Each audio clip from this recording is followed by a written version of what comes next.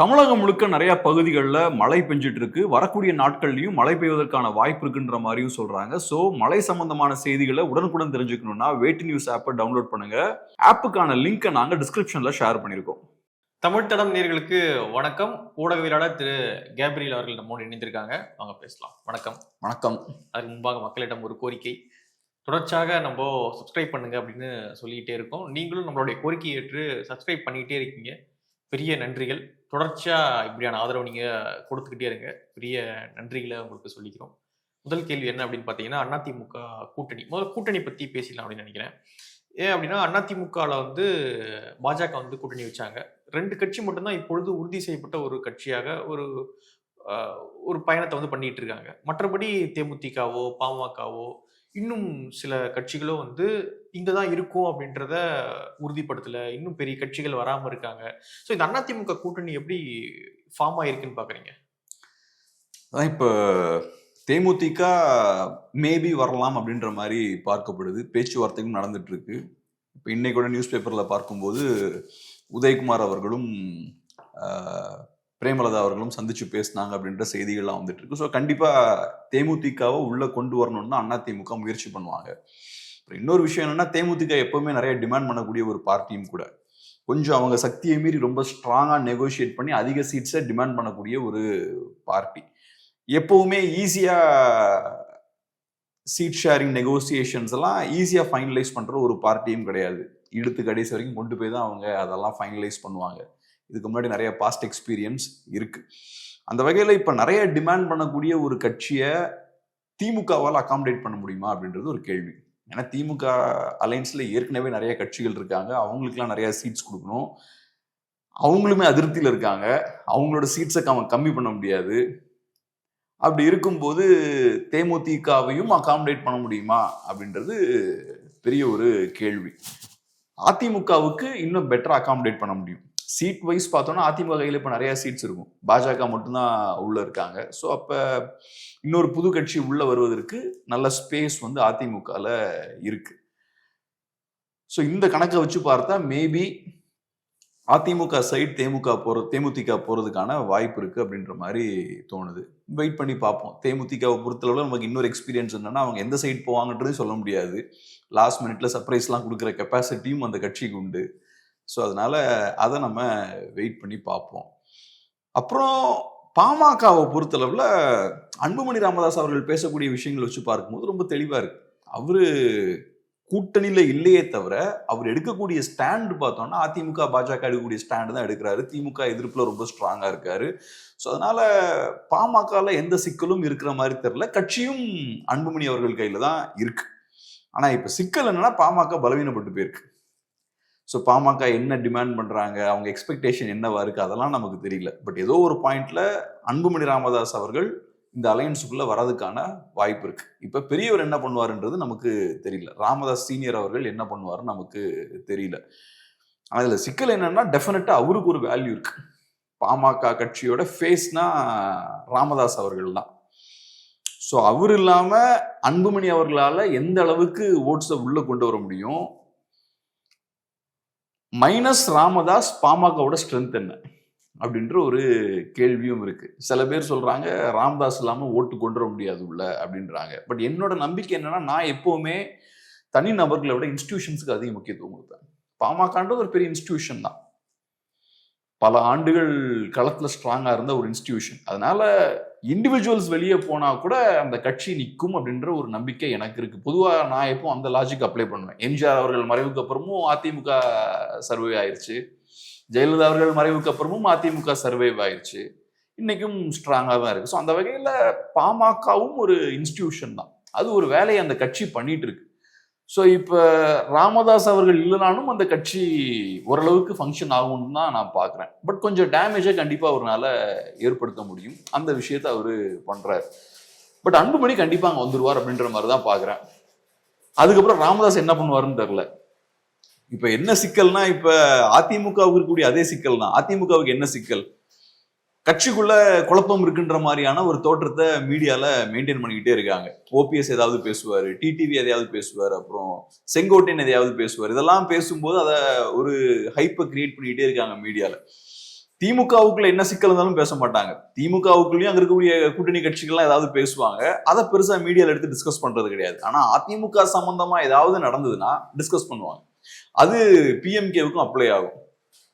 So பிஎம்கேவுக்கு சிக்கல் என்னன்னா, ராமதாஸ் அவர்கள் ஏதாவது பேசினார்னா எலெக்ஷன் வரைக்கும் அதை டிஸ்கஸ் பண்ணிக்கிட்டே இருப்பாங்க. ஸோ கட்சி வீக்கா இருக்கு, அலையன்ஸ்குள்ள குழப்பம் இருக்கு, இந்த மாதிரியான விஷயங்கள் நடக்கும். ஸோ அது ஒரு சிக்கல் தான். ஓகே, அப்போ இன்னும் அதிமுக ஒரு முழுமை அடையல அப்படின்னு நம்ம எடுத்துக்கலாம். கூட்டணி ஒரு அலையன்ஸா இன்னும் அவங்க பெருசா அந்த அலையன்ஸ் இன்னும் ஃபைனல் ஆகும்னு பார்க்கலாம். இந்த ரெண்டு கட்சிகளும் வருவதற்கான வாய்ப்பு இருக்கு. எனக்கு என்னமோ பிஎம்கே 100% வந்துருவாங்கன்னு தான் நினைக்கிறேன். அன்புமணி ராமதாஸ் அவர்கள் தலைமையில் இருக்கக்கூடிய பிஎம்கே 100% வந்துருவாங்க. இப்ப இன்னொரு பிஎம்கே என்ன பண்ணுவாங்க தெரில. மேபி திமுக சைட் போலாம், தெரில. திமுக சைட் போனா பெரிய யூஸ் இருக்காது அவங்களுக்கு. ஏன்னா நான் பார்க்கறது என்னன்னா, பாமகவுக்குன்னு ஒரு கேரக்டர் இருக்கும்ல. இன்னைக்கு அந்த கட்சிக்கு பாஜக அதிமுகவோட போறதுதான் அந்த கட்சியோட குணத்தோட பொருந்தி போகும்னு பாக்குறேன். அந்த கட்சி, ஆமா, அந்த கட்சி தொண்டர்களுமே ஆன்டி டிஎம்கே பாலிடிக்ஸ் தான் விரும்புவாங்க. திமுக கூட போறது பயனளிக்காது. பட் இங்க சிக்கல் என்னன்னா, ஃபர்ஸ்ட் சொல்லப்பட்ட விஷயம் என்னன்னா, அப்பாவுக்கும் பையனுக்கும் இடையே இருந்த சண்டையை பொறுத்தளவுல கூட்டணியை மையமா வச்சு அந்த சண்டையை ஸ்டார்ட் ஆச்சுன்னு சொல்றாங்க. ஆனா இப்ப நடக்கக்கூடிய விஷயங்கள் வச்சு பார்க்கும்போது அப்படி தெரியல. இந்த சண்டைன்றது, மோதல்ன்றது ரொம்ப பர்சனலா இருக்கு. யூசுவலா கூட்டணி இந்த மாதிரி விஷயங்கள் வச்சு வரக்கூடிய சண்டை எப்படி இருக்கும்னா, அவங்க ரெண்டு பேருமே அழிச்சுக்கிற அளவுக்கு போக மாட்டாங்க. ஏன்னா இப்ப எனக்கு கூட்டணி வேணும்ன்ற பார்வை இருக்கு, உங்களுக்கு கூட்டணி வேண்டான்ற பார்வை இருக்கு. ரெண்டு பார்வையும் எதுல இருந்து வருது? கட்சி நலன் சார்ந்து வருது. கூட்டணி வச்சா கட்சி நல்லா இருக்கும், நீங்க கூட்டணி வைக்கலாம்னா கட்சி நல்லா இருக்கும்னு சொல்றீங்க. சோ நம்ம ரெண்டு பேருமே கட்சியை அழிக்கிற அளவுக்கு போக மாட்டோம்.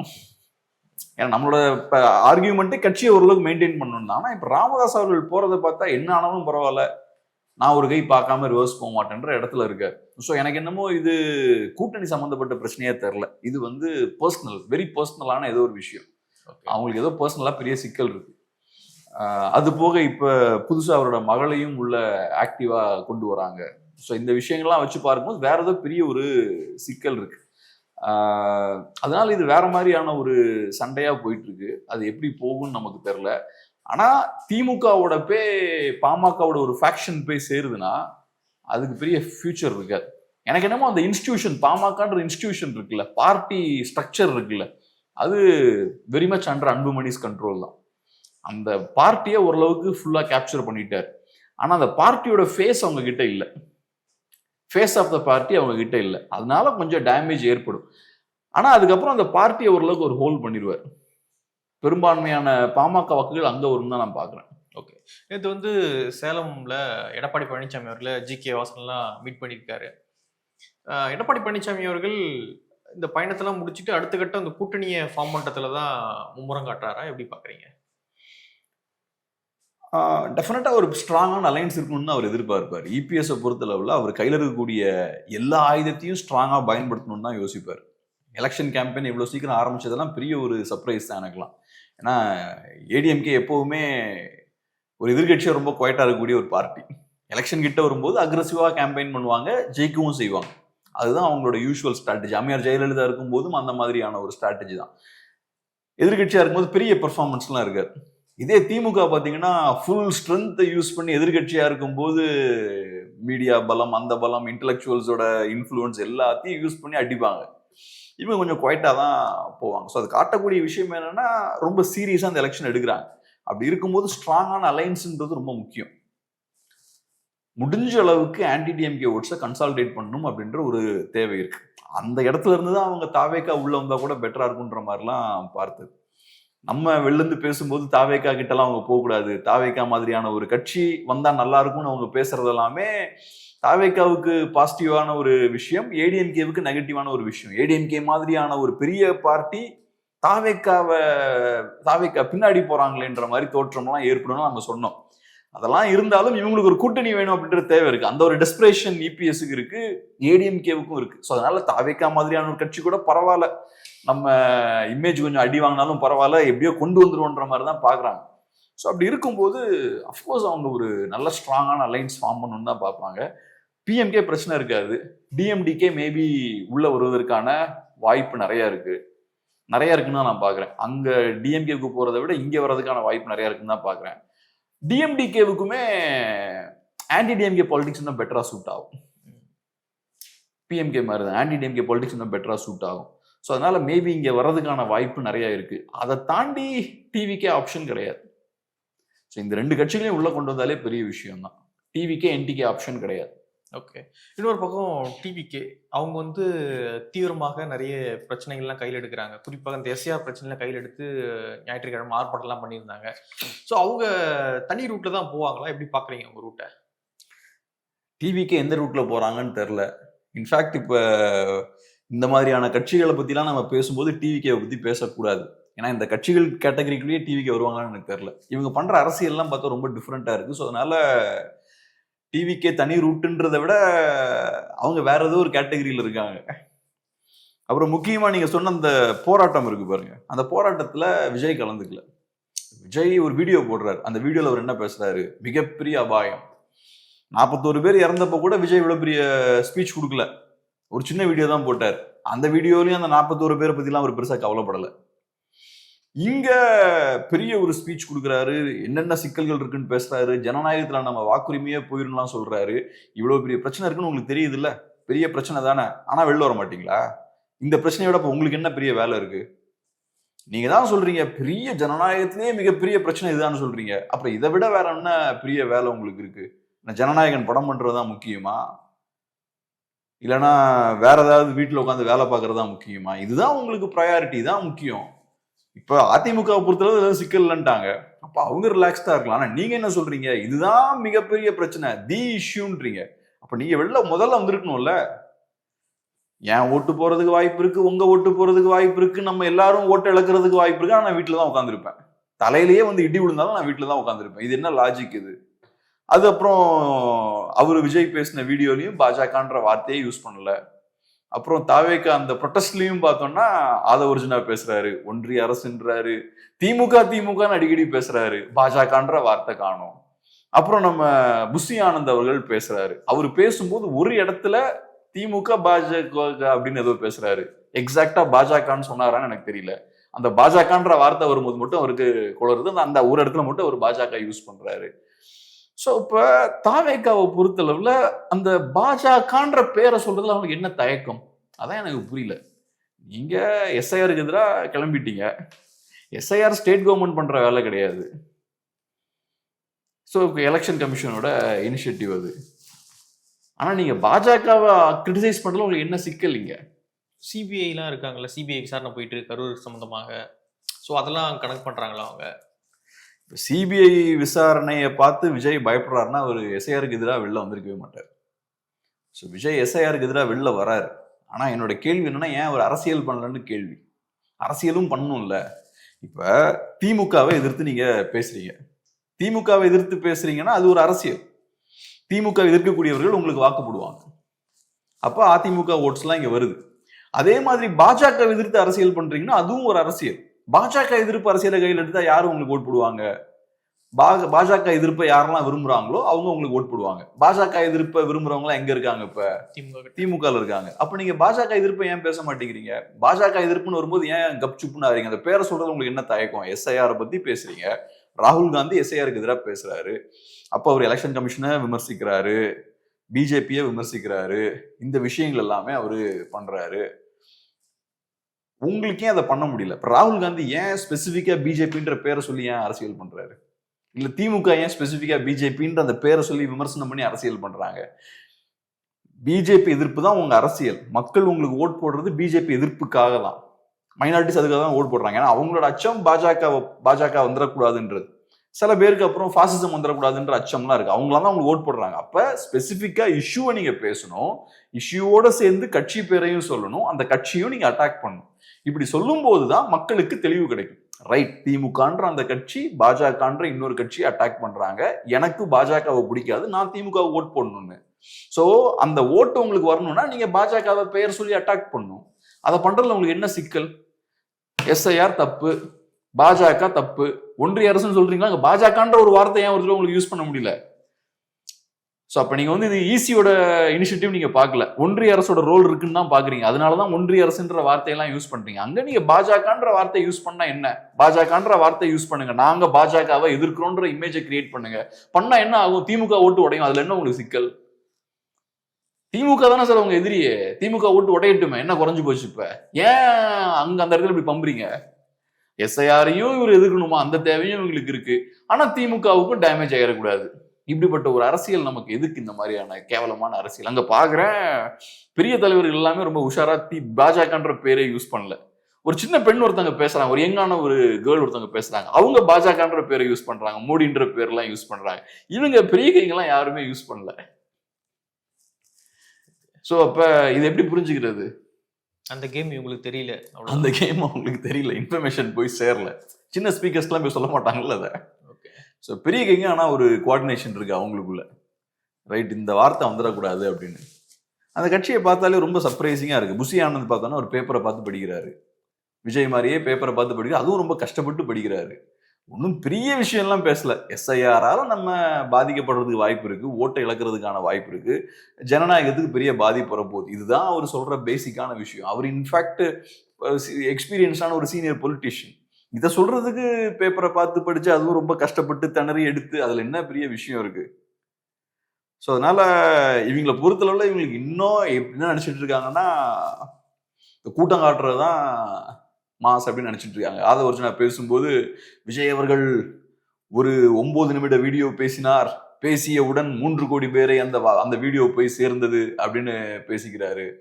நம்ம யூடியூபர்ஸ்லாம் பேசிப்போம்ல, நான் போட்ட வீடியோ பாடுறா 1 மில்லியன் போயிருச்சு, 2 மில்லியன் போயிருச்சு. நம்ம பேசினா அதுல ஒரு லாஜிக் இருக்கு. நம்ம ஒன்றும் தலைவரும் கிடையாது, அரசியல்வாதியும் கிடையாது, சாதாரண மனிதர்கள். நமக்கு இந்த மாதிரி அற்ப சந்தோஷங்கள்லாம் இருக்கும். நீங்க ஒரு தலைவர், கட்சி வச்சிருக்கீங்க, அரசியல் மாற்றம் கொண்டு வருவேன்னு பேசுறீங்க. நீங்க பேசுறது என்கிட்ட இந்த அரசியல் இருக்குன்றத பெருமையா பேசல, பாரு எனக்கு 3 கோடி வியூஸ் வந்துருச்சு. அப்புறம் ராஜ்மோகன் பேசும்போது எங்க தலைவர் பேசினதுக்கு அப்புறம் வெப்சைட் கிராஷ் ஆயிருச்சு, எலெக்ஷன் கமிஷன் வெப்சைட்டா ஏதோ ஒரு வெப்சைட் வந்து கிராஷ் ஆயிருச்சு அப்படின்றாரு. பொதுவாக அந்த மைக்கேல் ஜாக்சன் ஃபேன்ஸ்லாம், நான் சொல்லியிருக்கேன் ஒரு காலத்துல நான் பெரிய மைக்கேல் ஜாக்சன் ஃபேன், அவங்களும் அந்த மாதிரி பேசிட்டு இருப்பாங்க.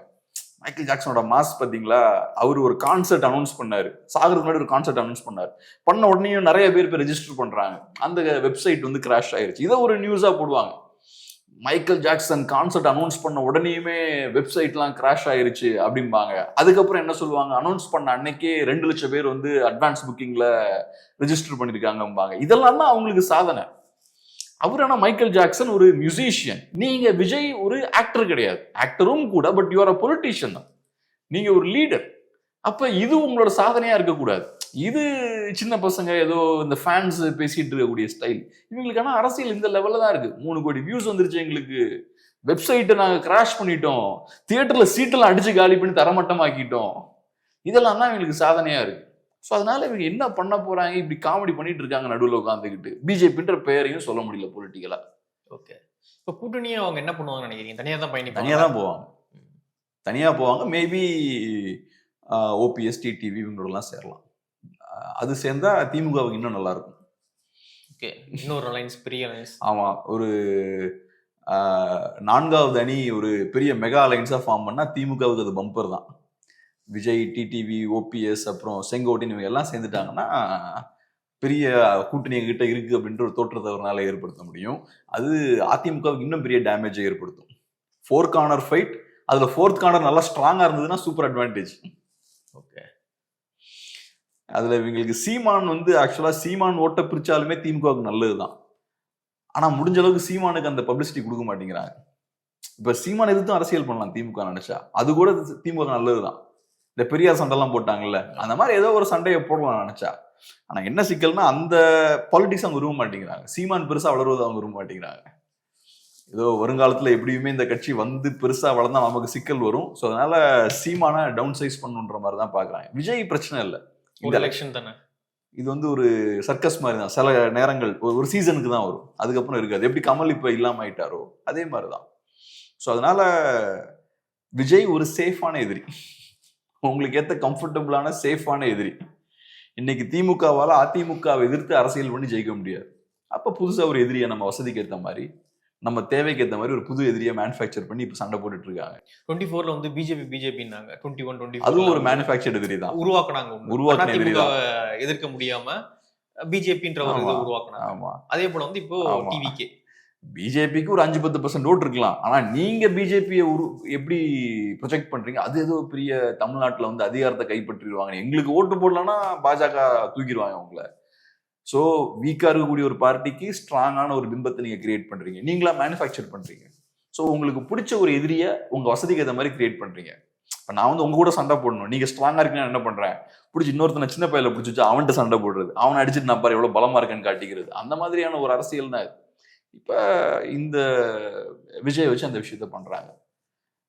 அது நம்ம சொன்னா மக்களுக்கு புரியாது. கை கொடுக்கும்ல உங்களுக்கு? கண்டிப்பா கொடுக்கும், அதனாலதான் அதை பண்றாங்க. கண்டிப்பா கொடுக்கும். அதெல்லாம் ரிசர்ச் எல்லாம் பண்ணி எடுத்து பண்ணுவாங்க. இப்ப பாருங்க, ஒரு வார்த்தை யூஸ் பண்றதுல எவ்வளவு கவனமா இருக்காங்க பாருங்க.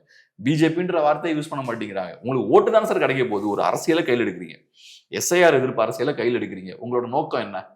அதனால உங்களுக்கு ஓட்டு வரணும். சாதாரண ஒரு கட்சின்னு அப்படின்னு யோசிப்பாங்க, 2000 பேர் வந்து போராடுறோம், எனக்கு ஓட்டு வேணுங்க, அதுக்காக தான் வந்து ப்ரொடெஸ்ட் பண்றேன். அப்போ அது ஓட்டா மாத்துறதுக்கான வேலையை நீங்க பண்ணணும்ல. பிஜேபி அப்படின்ற வார்த்தையை சொல்லணும்ல, பாஜக எதிர்த்து நீங்க அங்க பேசணும்ல, உங்களுக்கு ஒரு வாய்ப்பு இல்ல. அப்போ மைனாரிட்டிஸ் கிட்ட நீங்க சொல்லிடலாம், பாருங்க நாங்க வந்து பிஜேபி எதிர்க்கிறோம்னு சொல்லிக்கலாம்.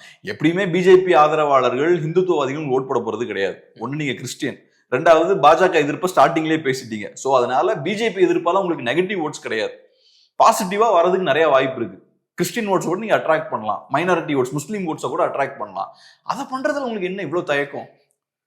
திமுகவுக்கு பாதிப்பு ஏற்படக்கூடாதுன்றதுல நீங்க எவ்வளவு கவனமா இருக்கீங்க? ஸோ அதனால இவங்க எல்லாமே இந்த ராக்கெட்லாம் லான்ச் பண்ணும்போது ஒவ்வொரு சின்ன டீட்டெயில்ஸையும் ரொம்ப கேர்ஃபுல்லா பார்த்து பண்ணுவாங்கல்ல, அந்த மாதிரி எல்லாத்தையும் ரொம்ப கேர்ஃபுல்லா பார்த்து தான் பண்ணுவாங்க. விஜய் ஒரு அறிக்கை விடுறாரு, இந்த அறிவு திருவிழா அவங்கள பத்தி பேசுறத வச்சு ஒரு அறிக்கை விடுறாரு. அதுக்கப்புறம் திரும்ப அதே அறிவு திருவிழாவில் பேசுறாரு திரு உதயநிதி ஸ்டாலின் அவர்கள். அப்பொழுதும் வந்து டிவிகேவை மறைமுகமாக அட்டாக் பண்றாரு.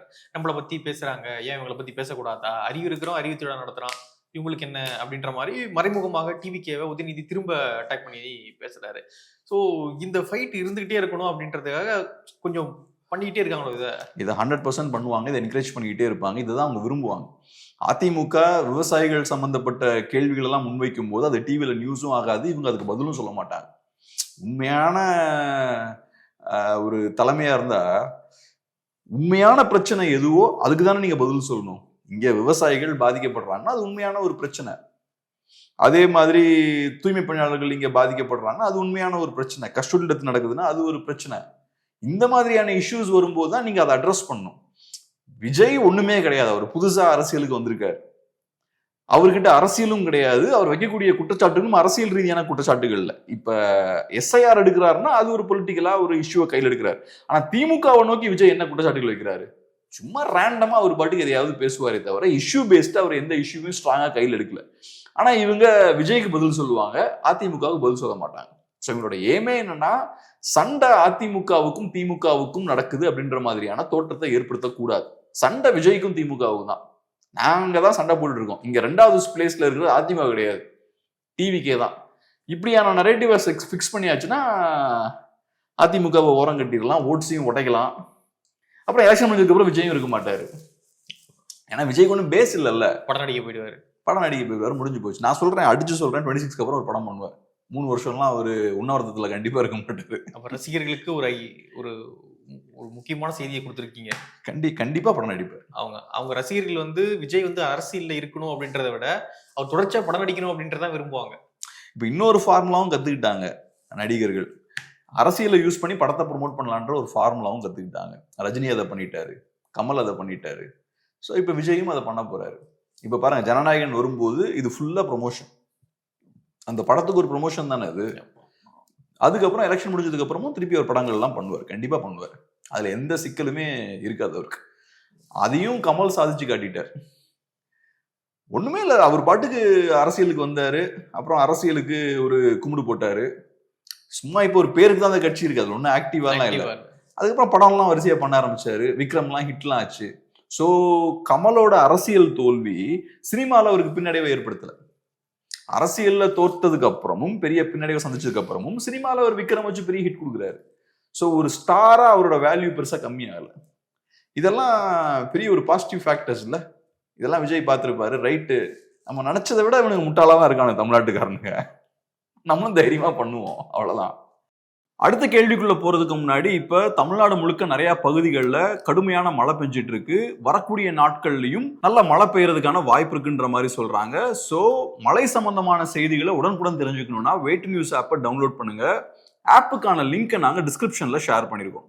இன்னொரு பக்கம் வந்து பீகார்ல வந்து ஒரு இளம் எம்எல்ஏ தேர்ந்தெடுக்கப்பட்டிருக்காங்க. மைத்திலி தாக்கூர் அப்படின்ற 25 வயது ஒரு பாடகி இப்பொழுது எம்எல்ஏவாக ஆயிருக்காங்க. இது நிறைய பேர் விமர்சனம் பண்றாங்க. இவ்வளவு சின்ன வயசுல எம்எல்ஏ ஆயிட்டு இவங்களுக்கு என்ன தெரியும் மக்கள் பிரச்சனை, எப்படி இவங்க வந்து மக்களுடைய பிரச்சனைகளை கேட்டு அதுக்கு வந்து தீர்வுகளை கொடுப்பாங்க. ஸோ பாஜக தேவையில்லாத இப்படியான ஸ்டண்ட்டை வந்து காட்டுறாங்க அப்படின்ற மாதிரிலாம் சொல்றாங்க. ஸோ எப்படி பாக்குறீங்க இந்த வெற்றியை? இதுல என்ன சிக்கல்னு பாக்குறேன்னா, அவங்களுக்கு 25 இயர்ஸ்ன்றதை விட அவங்க பாஜகலே அதுக்கு 1 மந்த் தான் சேர்ந்தாங்கன்னு நினைக்கிறேன். ஆமா ஆமா, ரொம்ப லேட்டஸ்டா தான் அவங்க பாஜகல சேர்றாங்க. சேர்ந்த உடனேயும் எம்எல்ஏ போஸ்ட் கொடுக்குறாங்க. என்ன பேசிஸ்ல நீங்க கொடுக்குறீங்க? உங்க கட்சியில கொள்கை கோட்பாடோட இருக்கிற ஆட்கள் இல்லையா? பெரிய விஷன் உள்ள ஆட்கள் இல்லையா? பெரிய லீடர்ஸ் இல்லையா? ஏன் இந்த ஸ்பெசிஃபிக்கா இந்த கேர்ளுக்கு வந்து இந்த சின்ன ஏஜ்லயே நீங்க ஆப்பர்ச்சுனிட்டி கொடுக்கணும்? அதுவும் ஒரு 1 மந்த்ல இவ்வளவு ஸ்பீடா எதுக்கு அவசரம்? 1 மந்தோ 2 மந்தோ நினைக்கிறேன், ரொம்ப ஷார்ட் டேர்ம்ல கொடுக்குறாங்க. எதுக்கு இந்த அவசரம்? ஸோ அப்ப ஒருத்தருக்கு ஒரு ரிவார்டு, ஒரு எம்எல்ஏ போஸ்ட் கொடுக்கறது ஒரு ரிவார்டு, அது ஒரு வாய்ப்பு கொடுக்கறதுன்றது பொலிட்டிக்ஸ்ல.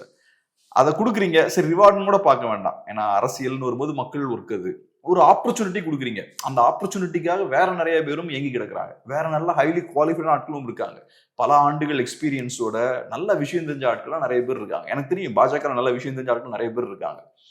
அவங்களுக்கு அந்த ஸ்பேஸை கொடுக்காம ஏன் இவங்களுக்கு கொடுக்குறீங்க அப்படின்றது ஒரு நியாயமான கேள்விதான். இந்த பிரச்சனை வந்து இந்தியா முழுக்க இருக்கு. அன்குவாலிஃபைட் பீப்புள் நிறைய பேருக்கு அவங்க சக்தியை மீறின ஆப்பர்ச்சுனிட்டிஸ் பொலிட்டிக்ஸ்ல வழங்கப்படுது. அன்பார்ச்சுனேட்லி அது இருக்கு. தமிழ்நாட்டிலையும் இருக்கு, வெஸ்ட் பெங்கால்லையும் இருக்கு, நேஷனல் லெவல்ல பாஜகலையும் காங்கிரஸ்லையும் எல்லா இடத்துலையுமே அது இருக்கு. இது கண்டிப்பா மாறணும். அதோட ஒரு எக்ஸ்டென்ஷனா தான் இது பார்க்கிறேன். இது ஒரு புதுமையான ஒரு விஷயம் கிடையாது. ஒரு பாடகி, ஒரு 25 வயது மதிக்கத்தக்க ஒரு பெண், அவங்களுக்கு பொறுப்பு கொடுக்கும் பொழுது இன்னும் யங்ஸ்டர் வந்து அரசியலுக்குள்ள வர வாய்ப்பு இருக்கு. இன்னும் பொலிட்டிக்ஸை வந்து பாசிட்டிவா பார்க்க வாய்ப்பு இருக்கு. இப்படியான விஷயங்கள்லாம் ஏற்படும்ல. நான் எப்படி பாக்குறேன்னா, எப்பவுமே எனக்கு டாப் டவுன் அப்ரோச்சை விட பாட்டம் அப் அப்ரோச் எனக்கு ரொம்ப பிடிக்கும்.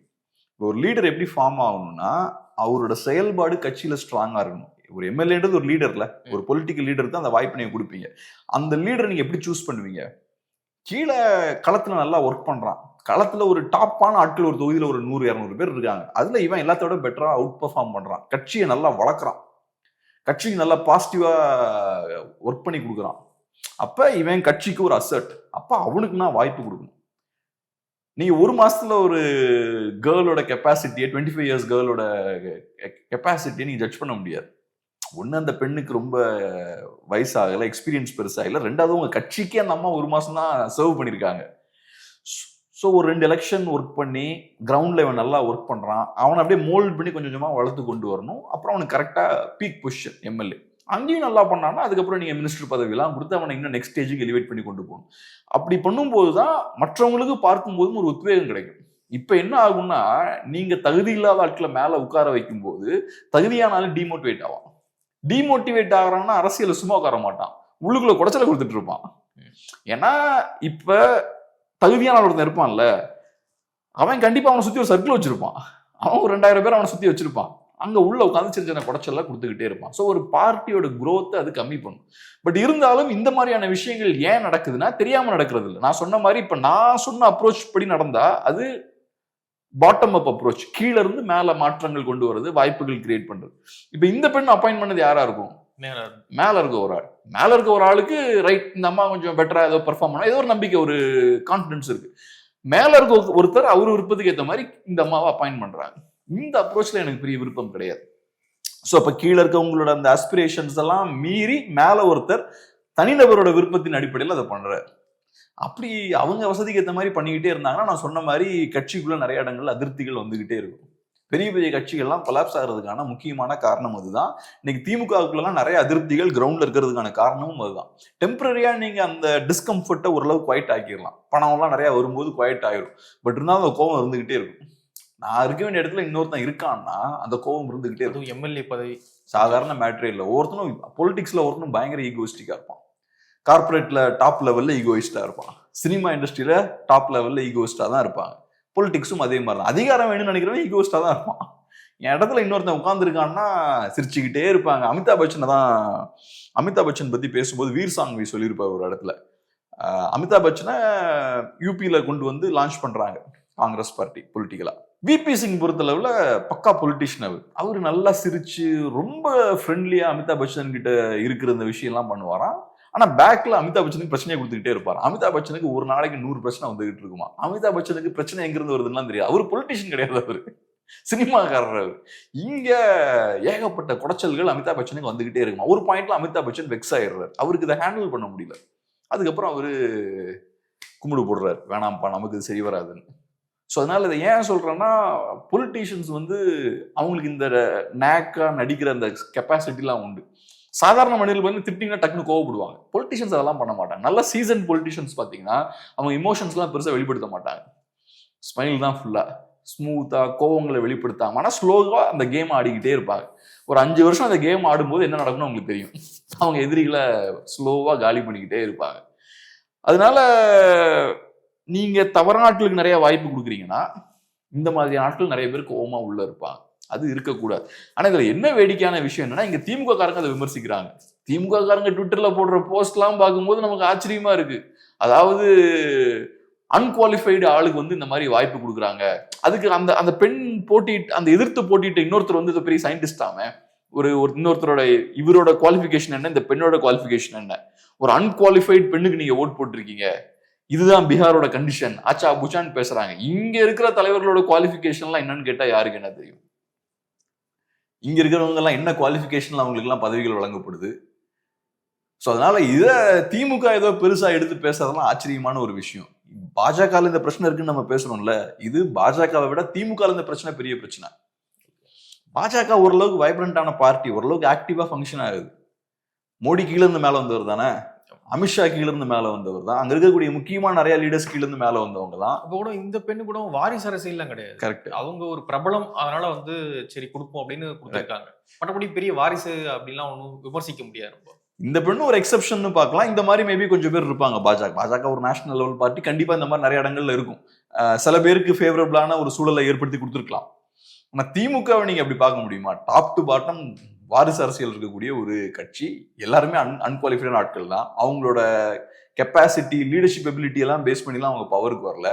ஸோ அப்படி இருக்கும்போது இங்க நம்ம திமுக காரங்க ரொம்ப எந்தூசியாஸ்டிக்கா அதை விமர்சிக்கிறதெல்லாம் கொஞ்சம் ஆச்சரியமா தான் இருக்கு. நிறைய விஷயங்கள் நம்மோடு பகிர்ந்துக்கிட்டீங்க. நன்றி. நன்றி.